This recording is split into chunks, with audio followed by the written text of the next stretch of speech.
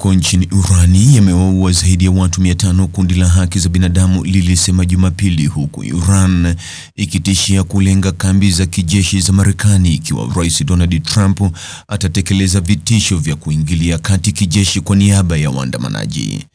Huku Jamhuri ya Kiislamu ya Iran ikikabiliwa na maandamano makubwa zaidi tangu mwaka 2022, Trump ametishia mara kwa mara kuingilia kati ikiwa nguvu kupita kiasi itatumika dhidi ya waandamanaji.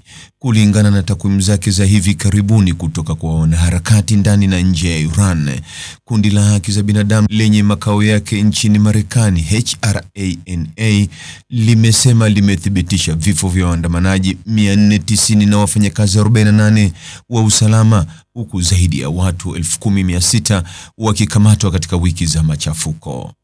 Iran haijatoa idadi rasmi na shirika la habari la Reuters halikuweza kuthibitisha idadi hiyo kwa uhuru. Rais Donald Trump amepangiwa kukutana na washauri wakuu siku ya Jumanne kujadili chaguzi zilizopo kwa ajili ya Iran, ofisa mmoja wa Marekani aliliambia Reuters Jumapili iliyopita.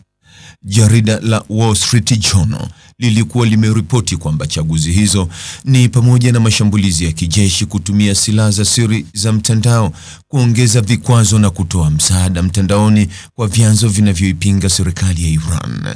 Spika wa bunge la Iran, Mohammad Bakr Kalibafu, ameonya Marekani dhidi ya hatua hiyo, akiita kosa.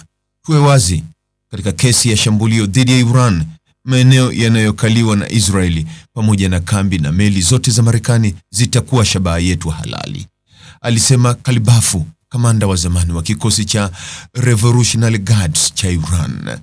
Maandamano yanayoshuhudiwa nchini Iran yalianza Desemba 28 mwaka jana, yakidai kupinga kupanda kwa gharama ya maisha kabla ya kuwageukia watawala wa kidini ambao wametawala tangu mapinduzi ya Kiislamu ya mnamo mwaka 1979. Mamlaka ya Iran imeishutumu Marekani kwa kuchochea fujo na kuitisha mkutano wa kitaifa Jumatatu kulaani vitendo vya kigaidi vinavyoongozwa na Marekani na Israel, vyombo vya habari vya serikali viliripoti. Kuminywa kwa intaneti nchini Iran pia kumefanya mawasiliano kuwa magumu nchini humo. Mtazamaji, ni yapi maoni yako kuhusiana na taarifa hii? Andika maoni yako katika sehemu ya ujumbe hapo chini.